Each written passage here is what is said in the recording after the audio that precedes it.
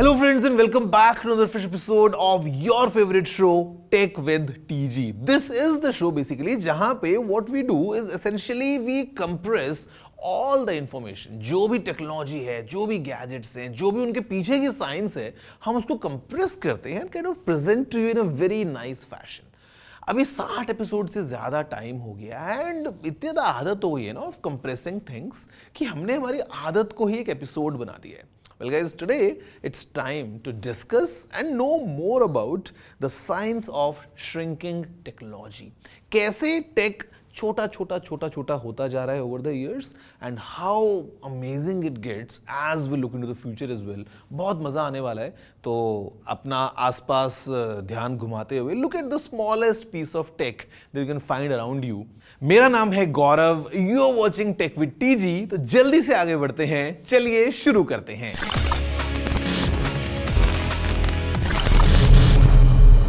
So friends, unlike our aspirations for a bigger bank balance, maybe bigger muscles and also bigger cars, अगर हम बात करते हैं take की तो basically it's shrinking no matter where you look. मतलब just take an example of a computer from years ago. उस time पे कंप्यूटर के लिए पूरा बंगला बनाना पड़ता था जिसमें कंप्यूटर पूरा रह के काम करेगा, मतलब as big as a house. Today computers are so tiny कि हम कई बार तो उनको रख के भूल जाते हैं. मोबाइल फोन्स की बात कर लेते हैं तो the old mobile phones were so big and so heavy कि शायद आपको 2 हाथों से उसको यूज करना पड़े और शायद ज़्यादा लंबा आप यूज भी ना कर पाओ. बट टुडे 2 हाथ नहीं चाहिए. इनफैक्ट आप एक पॉकेट में 2 फोन्स कैरी करते हो बड़े कंफर्टेबल तरीके से. हाँ, okay, I get the idea कि छोटे वाले फोन्स जो हैं, small screen phones, basically they are dying. Then again it comes to the fact कि maybe people prefer phones with bigger screens for media consumption. But in a nutshell अगर आप देखोगे ना तो आपके फोन्स भी काफ़ी श्रिंक हो गए हैं, काफ़ी स्लीक हो रहे हैं with each generation coming up.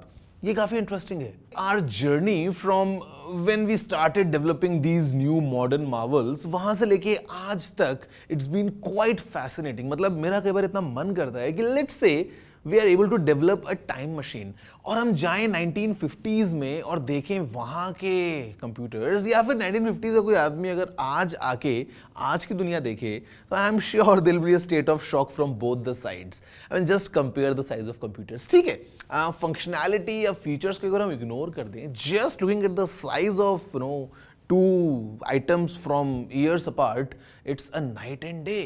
आप पुराने कैमरास को देखो, आज के कैमरास को देखो, पुराने जो हैं सुपर कंप्यूटर्स को देखो, आज के सुपर कंप्यूटर्स को देखो, पुराने टीवीज को देखो, आज के टीवीज को देखो. I mean, things are completely transforming. अब आपको लग रहा होगा कि हम ऐसा क्यों कर रहे हैं? What's the reason behind investing so much into developing these small electronics? Well, इसके 2 obvious answers हैं. गैजेट्स और टेक्नोलॉजी के श्रिंकिंग यानी मिनिचराइजेशन के काफी बेनिफिट्स हैं. दुनिया का पहला मोबाइल फोन कॉल एक डायनाटैक 8000X फोन पे हुआ था. फॉर कॉन्टेक्स्ट, ये फोन 1.1 किलोग्राम्स का था एंड वाज रफली 9 inches toll.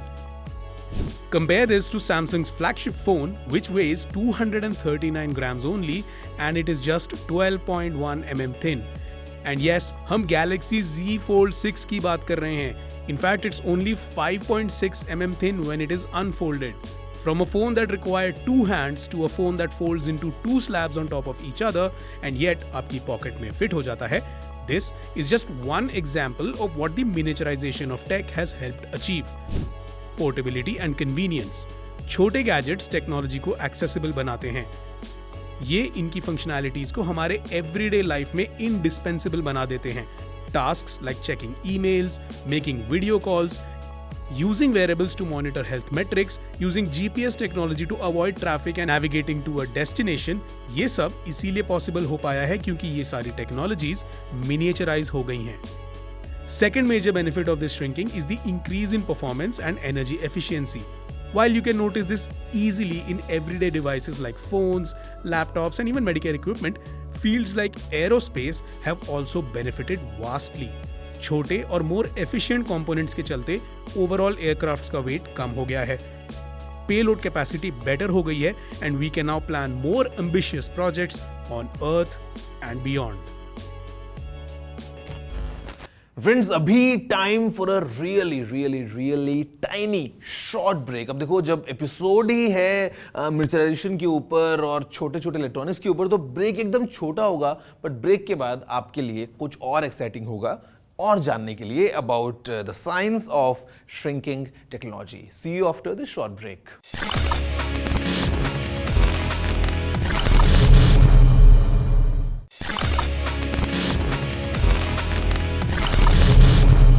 Hello friends, welcome back after the break to your favourite show of technology tech with TG, जहां पे मेरा नाम है Gaurav a Technical Guruji, but you can call me TG for a fact, क्योंकि हम छोटा जो है इलेक्ट्रॉनिक्स को करते जा रहे हैं तो व्हाई नॉट नाम को छोटा करते हैं। I mean short forms are anyway good, easy recognisable by me, you know, very easily. TG बोलोगे मैं आपकी तरफ देख के आपसे बात करूंगा। सो बेसिकली अभी ब्रेक से पहले अगर हमने बात किया छोटे छोटे इलेक्ट्रॉनिक्स के बारे में, छोटी छोटी टेक्नोलॉजीज के बारे में, हमने देखा how is the timeline been of the development of these gadgets from this big to maybe this small.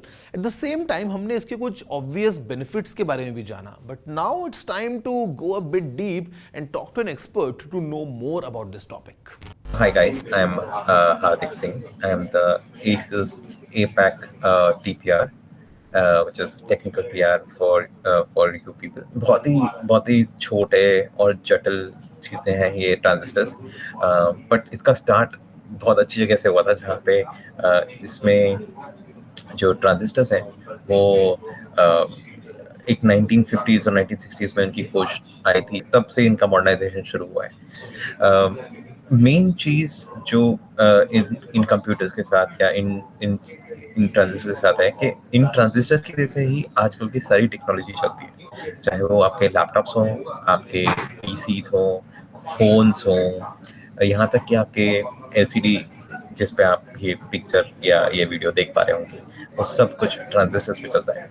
In the early 1950s जब we started with computers, the early computers, they were size of a room, एकदम room के बराबर जितने बड़े होते थे, और उसमें जो वैक्यूम ट्यूब्स होती थी जिनमें हम डेटा स्टोर करते थे, वो ऑलमोस्ट लाइक 4-4 फीट के, 2-2 फीट के, 3-3 फीट के होते थे, बहुत बड़े होते थे, बहुत भारी होते थे, huge, and they required a ton of electricity. They used to produce a lot of heat as well. तो इस सब के चलते they were very inefficient और उनमें काम बहुत थोड़ा सा ही हो पाता था. They were never very powerful. They were never very efficient. But slowly we developed technologies of semiconductors, which are basically halfway through. तो आपके पास कंडक्टर्स होते हैं, जैसे कि मेटल्स, आप सुन रहे, आपने सबने मेटल जानते हैं, आप सब जानते होंगे मेटल कंडक्टर होता है, और एक नॉन कंडक्टिंग, जैसे लकड़ी इज नॉन कंडक्टिंग, वैसे ही सेमी कंडक्टर्स मटेरियल होते हैं जो कुछ इलेक्ट्रिसिटी पास करते हैं और कुछ इलेक्ट्रिसिटी रोक लेते हैं। जैसे जैसे 70s 80s में सेमी कंडक्टर आए तो आपके चिप इतने बड़े बड़े हो गए। आपने अगर पुराने ट्रांजिस्टर्स देखे होंगे तो पुराने ट्रांजिस्टर्स में बड़े बड़े चिप होते हैं, उनको ऐसे लगाते थे, वैसे ऐसा कीड़े जैसे देखते थे, बड़े बड़े कैपेसिटर्स होते थे।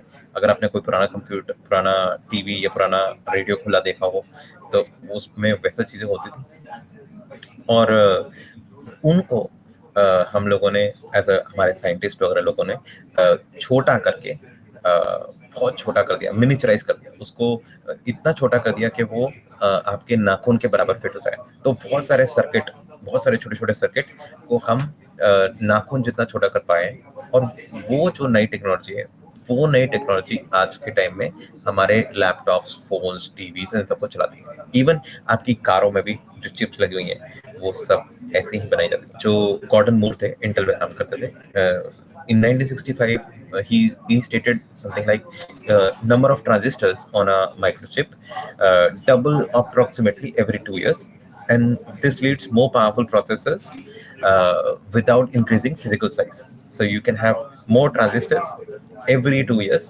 in a same size. तो आप एक ही साइज में डबल ट्रांजिस्टर्स करते जा रहे हैं। आज के टाइम में ये मूर लॉ थोड़ा फेल होता जा रहा है, बिकॉज हमने बहुत सारे ट्रांजिस्टर्स भर दिए हैं। बट जो हमारी नैनो टेक्नोलॉजी है, या जो नैनो टेक जो हम बात करते हैं, वो इसी से आधारित है। जितना छोटा सर्किट है उतनी जल्दी उसमें से इलेक्ट्रिसिटी पास करती है। तो अगर आप 7 नैनोमीटर की बात करें तो जो डिस्टेंस बिटवीन सर्किट्स है वो 7 नैनोमीटर का है, और नैनोमीटर बहुत छोटा होता है। जो ट्रांजिस्टर्स हैं वो बेसिकली बहुत सारे सर्किट्स का एक कंबाइंड ग्रुप है, उसे उसे ट्रांजिस्टर कहते हैं। एक एक सर्किट नहीं है, वो मल्टीपल सर्किट्स हैं, उनको एक साथ कंबाइन कर दिया, वो ट्रांजिस्टर है। अब उस ट्रांजिस्टर को पहले पहले वो इतने बड़े बड़े होते थे वो ट्रांजिस्टर, अब वो इतने बड़े से आपके बाल के भी छोटे साइज के। जब आप इलेक्ट्रिसिटी पास कराते हैं तो एक सर्किट से दूसरे सर्किट को कनेक्ट करना है। जितना जितना पास का सर्किट होगा, जितना छोटा सर्किट का डिस्टेंस होगा, उतनी जल्दी आप इलेक्ट्रिसिटी पास करा पाएंगे, उतनी कम हीट जनरेट होगी, उतनी एफिशिएंसी बढ़ जाएगी, और उतनी बैटरी भी कम यूज इस्तेमाल होगी। इसलिए जितने हम नए नए फोन्स यूज कर पा रहे हैं उनमें बैटरी एफिशिएंसी बढ़ गई है, उनकी परफॉर्मेंस बढ़ गई है, क्योंकि फास्टर फास्टर ट्रांसफर रेट है, और उसके साथ साथ वो थोड़े से कम गर्म होते हैं। जो चिप अपने आप में वो थोड़ी सी कम वो ज्यादा एफिशिएंट है तो कम गर्म होती है। तो छोटी छोटी चीजें और हैं जिसको मैं टच करना चाहूंगा। One is the material science. currently everything we have is made up of silicon, and there are scientists who are trying to figure out different other materials which we can be used for this. um, if कल को हम ऐसा भी हो सकता है कि हम एक ग्लास में या किसी और सब्सटेंस में सर्किट्स बनाने शुरू करें, पर अभी के लिए silicon is the most apt element for making circuits और चिप्स फॉर एग्जाम्पल। एंड इन सबको जब कंबाइन करके हम इंटीग्रेटेड सर्किट्स डिफरेंट डिफरेंट बनाते हैं, तो that is what make our current modern day laptops and products. I'm trying to explain this the easiest way possible. There is much more complexity in this system, but I'm trying to give a very layman approach. The major problem we have in shrinking down these circuits to a smaller size, and why the Moore's law is failing today, is one very new thing which we have found after doing all of this for so many years, is quantum tunneling. Now, quantum tunneling is an effect where the circuits are so small that the electron, which is, because electricity is made up of electrons, it actually, instead of passing from one circuit to another, like this circuit, these circuits should connect, right?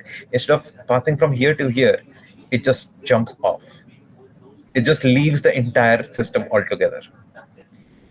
And this means that this electron, which should have been powered, connected here, is now going to a different circuit altogether, giving you a false or a error in the application. और quantum tunneling में एक और जो चीज हो गई है, because we are looking at a very new age problem, तो उसकी वजह से हम लोग अभी के लिए बहुत धीमे धीमे बढ़ रहे हैं आगे।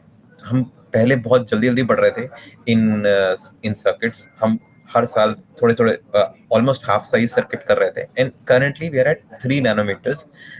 There have been some developments in 1 nanometer circuits as well, but those are very small and they are not consumer focused or commercially used at the moment. Whenever we make new chips, first of all, there is a lot of R&D which goes that they are performing correctly, and every time we go from a higher, let's say from 5 nanometer to, let's say, 3 nanometer today,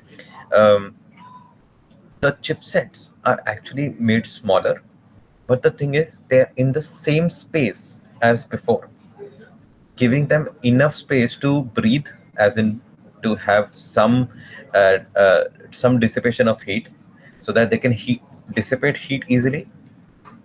And uske saath saath there are multiple measures inside the chip, both on a thermal level as well as on an efficiency level, which ensures कि वो सही चल रहा है. The miniaturization part is the key here, because I can explain this in three different examples. So let's start with the user. अगर हम main अपने आप की बात करें, users की बात करें, तो for regular users the miniaturization has been a boon, because now you have smartwatches. पहले it was never a thing. आपने कभी सोचा नहीं होगा, you would have never thought कि you would be wearing smartwatches or wearing smart goggles, or maybe have a small a small puck-like thing which will sit in your bag, which will be a GPS tag. Crazy things.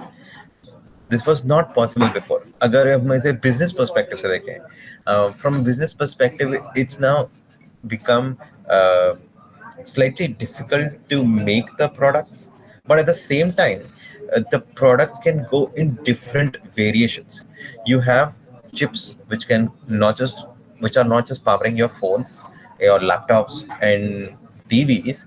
There are chips. They are powering your Wi-Fi washing machine or a Wi-Fi microwave oven. And finally, last part which I want to discuss is the environment, because all of these things we talked about, all of these things, they require a lot of materials to make, and it is at some level more environment friendly because the transistors are getting smaller.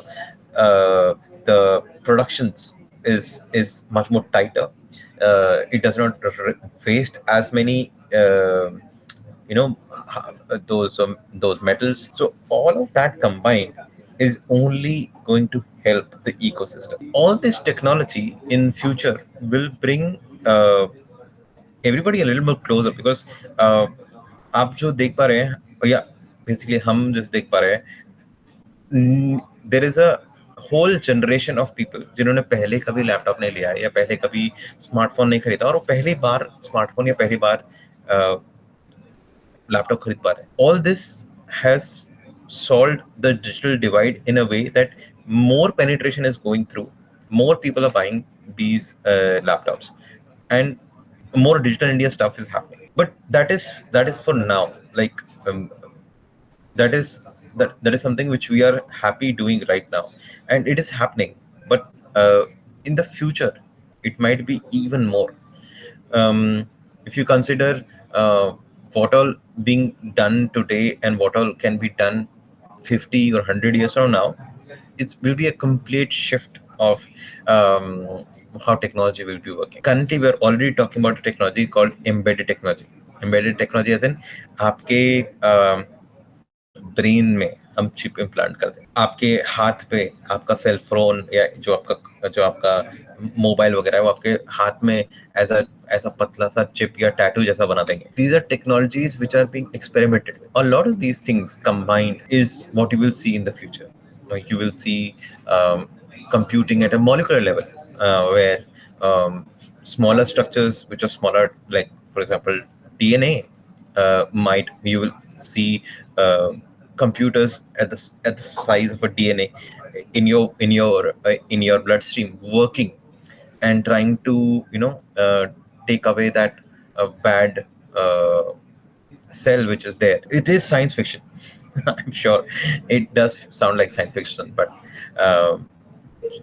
a lot of the current generation technology is science fiction for people who are 150 years in the past. So friends, that's all from this week's episode of Tech with TG. अगर आपका कुछ भी कहना है, if you want to share any of your thoughts, you know the email address. It's again quite small, tg@ndtv.com. Drop in all your emails, all your queries, suggestions, या फिर in fact there's a challenge for you. अगर आपको लगता है कि there is a piece of tech जो size में बड़ा हुआ है and उसका साइज बढ़ने से कुछ हमको फायदा मिला है, let me know, drop your emails, और मैं आपसे मिलने वाला हूं नेक्स्ट एपिसोड में with some more fun, some more tech. थोड़ा सा और जानेंगे बिहाइंड द सीन्स जाते हुए किसी और इंटरेस्टिंग फील्ड के बारे में. बड़ा मजा आने वाला है. Till then, enjoy your time, take care, see you soon.